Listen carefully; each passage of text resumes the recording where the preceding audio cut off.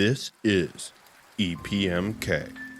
Hi everyone, my name is Calvin Trudeau, and I am a student at Rio Hondo College and a staff writer and editor for Paisano Media. Back in March, our staff was invited to attend the 2026 Journalism Association of Community Colleges State Conference and Competition in San Francisco, California.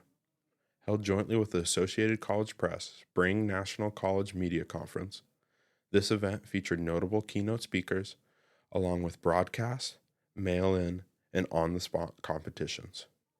What you are about to hear is my on-the-spot audio submission, which proudly took first place. For this particular competition, we were given strict parameters. The story must originate from anything within walking distance of the competition, which was the Hyatt Embarcadero lying within San Francisco's financial district.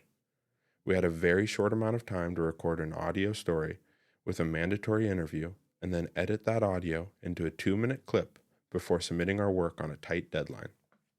What I had in mind came from the location and the current news cycle within America. Wealth disparity is an objective issue that does not only affect those who live in the United States, but actually negatively impacts the entire planet which we live on. In San Francisco, this gap was only highlighted. In the heart of the financial district, home to multi-million-dollar earners and companies valued at billions of dollars, a clear-as-day gap lies in plain sight, that being those who find themselves homeless amongst a background of wealth. These are regular people, no different in their genetic makeup from fortunate individuals, and yet they are constantly viewed in the lens of lacking housing, something foundational to a human being's ability to succeed in any form. That Friday in March, I sought out their stories. It took me many tries, as this is a complicated subject requiring nuance in journalistic practice. As I walked around, I found a woman sitting on a bench, politely enjoying a serene day in a park just outside the building where our conference was taking place. I used context to understand that she was facing an issue in housing and approached her for an interview. The story I heard next was so fundamentally impacting that I was forced to shed a tear when we were done speaking. I give all credit to my interviewee, who gave an incredible story that was equally as hard to compress into a 2-minute clip as it was to digest. What you will now hear highlights human ambition. Everyone dreams, yearns for more, and encounters life at an intersectional angle.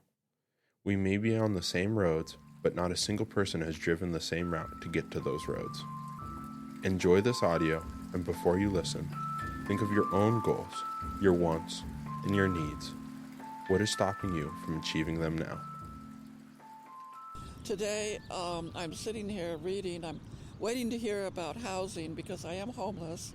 According to city government data, over 8,000 people are currently experiencing homelessness in the city of San Francisco. This is one of their stories. Hi, I'm Gloria.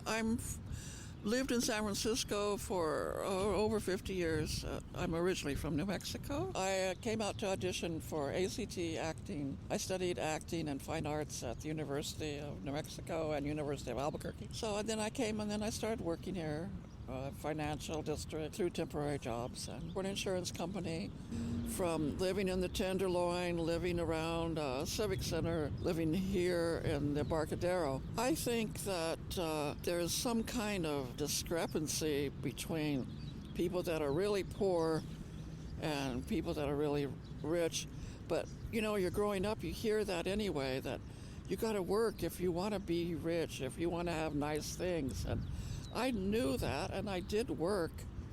However, I was conflicted with wanting to be an actress. I think with me, it's a women's issue.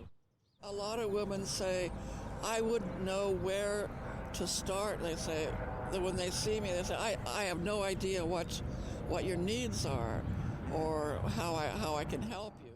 Like today is my birthday, otherwise I wouldn't be. Today is your birthday? Yes, it is. Oh, I didn't know that. Happy birthday. Thank you. I've only told 2 people because Oh, I don't want them to think people are so nice to me anyway. I don't want them to have to do it. oh, well, happy birthday. How old are you today?